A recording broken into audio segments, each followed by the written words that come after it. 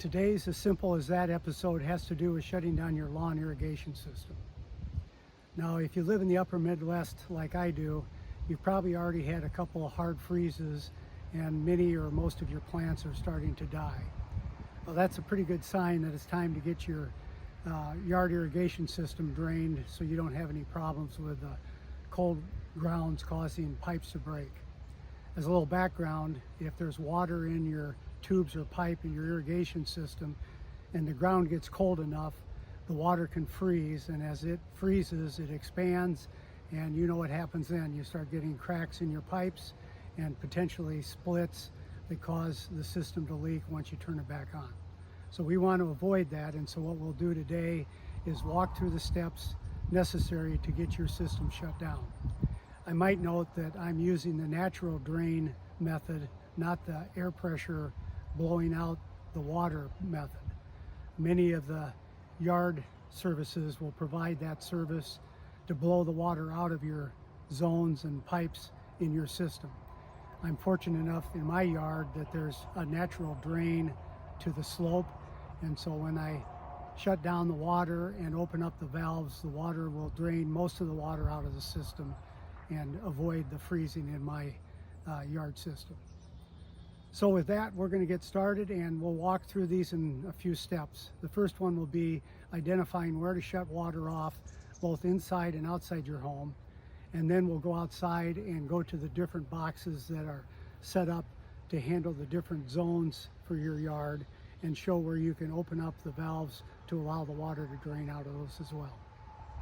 So if you're ready for the next adventure of As Simple as That, let's get going.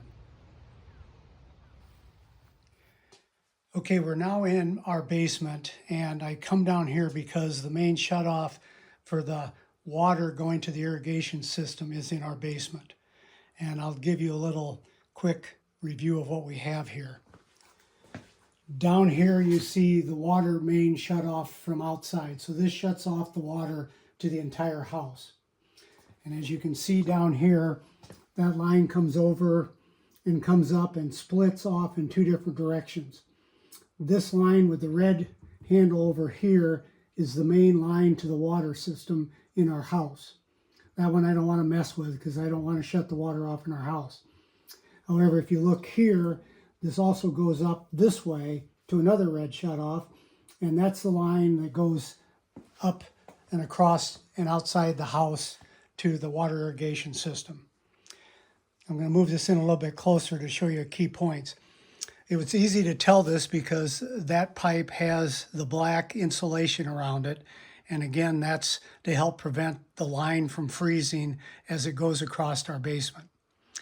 You'll also notice this blue valve here, as we will show when we start shutting off the system. That's the place that allows you to drain the water that is sitting in the pipes from here all the way to the outside of the house, back down and into a bucket or a drain line in the basement, thus clearing out the water that's running in the pipes that go to the outside of the house. So the first step that we'll do when we want to shut this system down is to hit this red valve here and turn it sideways. So it's shutting off water flow to the outside system. That will make sure that as we're messing with the valves outside and the zones, there's no more new water coming in. We're only emptying the water that's already in the pipes. Okay, from here, we're going to go outside and start adjusting the valves there to let the water in the outside pipes drain. Okay, I've moved outside to show you where the water line from the basement exit the house. You can see down here, this is coming out of the side of the wall. That's from the basement. And then it travels up here. This is a valve to shut that off. And as long as the valve is in line with the pipe, that means the water can flow through it. This device here is a safety valve that prevents pressure from blowing back into your house. You wouldn't want pressure to build up and then go back into your house and affect the plumbing in your house. So this is here to prevent that. Then there's another shut-off valve here, which allows water to pass down this green pipe, which then goes underground to to the 2 boxes I have that control the 6 zones in our yard. So what we'll do now, we don't do anything at this point with this setup, but we'll go to the boxes and open the valves up so the water flows out of them. Okay, so now after shutting off the water in the basement that goes to the irrigation system, the next step is to come out to the irrigation control panel. And here you can see I have a rainbird unit that's mounted on my garage wall. And to shut off the system, we just basically have to open this box up. And you can see this dial here, and the big red pie shape to the just at the 11 o'clock position is off. So we want to flip that to off, and you notice the display to the right does not show anything other than the time.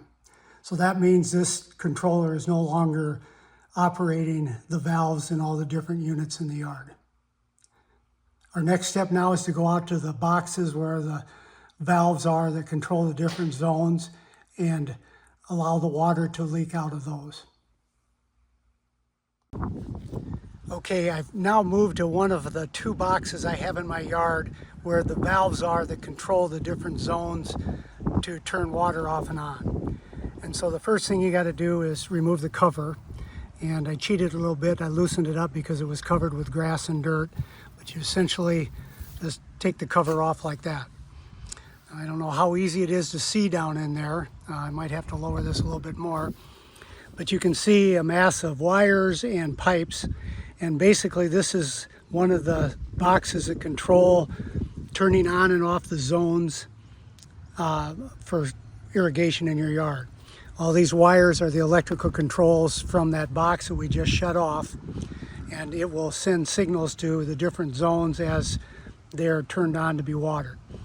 Down here you see the main pipeline that's coming from the side of the house and runs over to the other box, as well as 4 or 3 different zones that are coming off of this control box. And finally you see down here, it looks like a faucet. Well, that's the place we want to drain the water that's in all the pipes from here to the house. And so when I do this, the water will start spewing out of that and will fill this box up or start draining into the box. The good news is there's no bottom in the box, so it should just soak into the ground. So let's give it a shot and see what happens.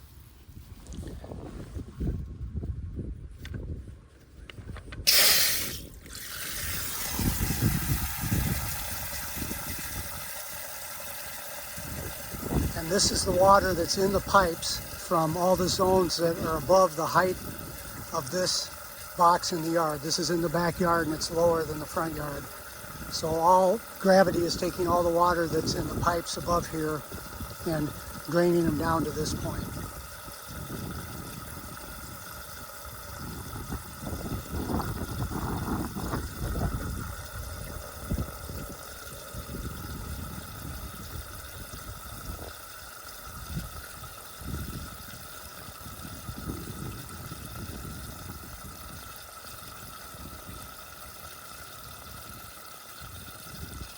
If you think about all the pipes that are running from this controller back up to probably 12 sprinkler outlets, there's a lot of pipe that has to be drained, and that's why this is taking so long to do that.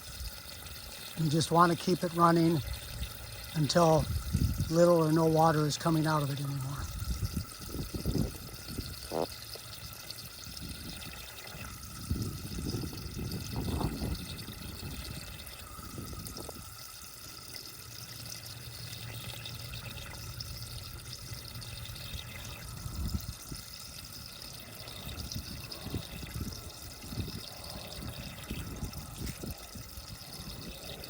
Okay, so while this is draining, we're going to move over to the other box and do the same thing.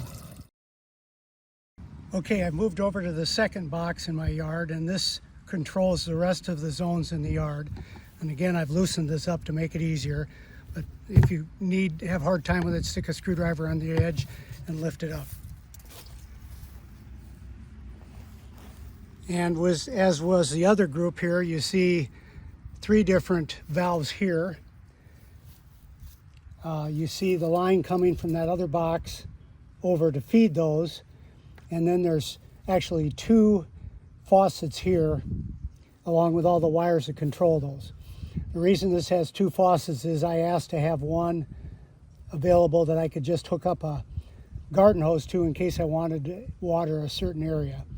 It could also be used to drain, but I don't do that. So as with what we did with the last one, we want to open up this valve. It's hard to see it down here,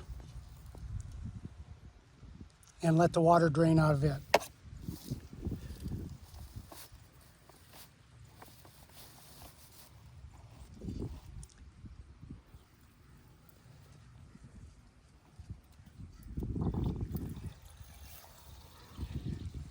And I'll try to move the camera around here so you can see this a little bit better. Very hard in the dark.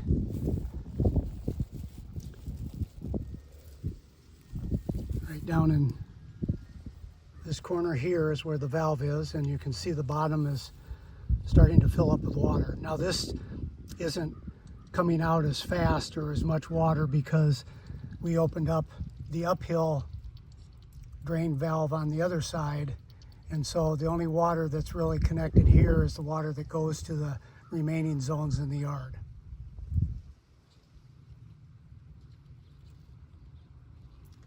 And what I will do is leave this one open as well, and we'll go back to the valve contraption on the side of the house.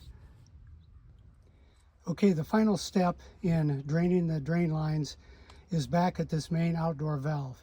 And it's probably not going to affect our system any, but we want to make sure there isn't any internal pressure built up in this valve. And so what we want to do is remove these black caps. And as I mentioned before, this is where you hook up your air compressors if you wanted to blow air through the lines to clear out any water that was in them. In our case, we're just trying to vent this, so if you look at these little set screws here, they're lined up vertically, which means they're blocking pressure from coming in and out. What we want to do is turn those horizontal to allow any pressure to escape that might be in this valve. So let's just take this and turn it horizontal on that one. Nothing happened. And do the same thing on this one. And I can hear some gurgling, so that must have been a little bit of pressure in there, so that's good that we did that. And what we will do is not leave those open, but we will shut those back up. That will prevent anything from getting in during the winter.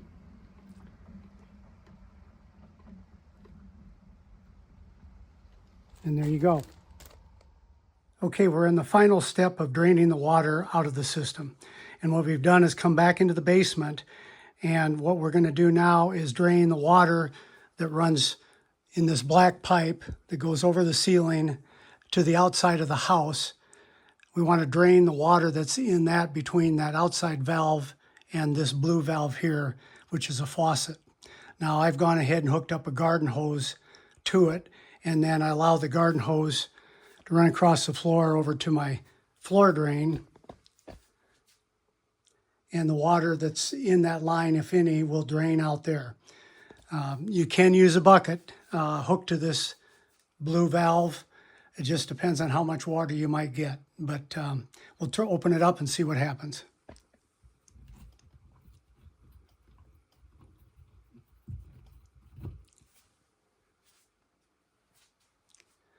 Let me go back over and look at the floor drain here.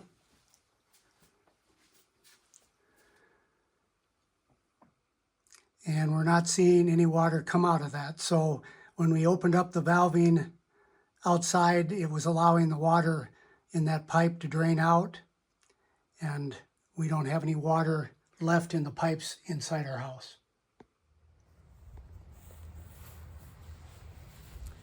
Okay, there it is, as simple as that, draining your home lawn irrigation system.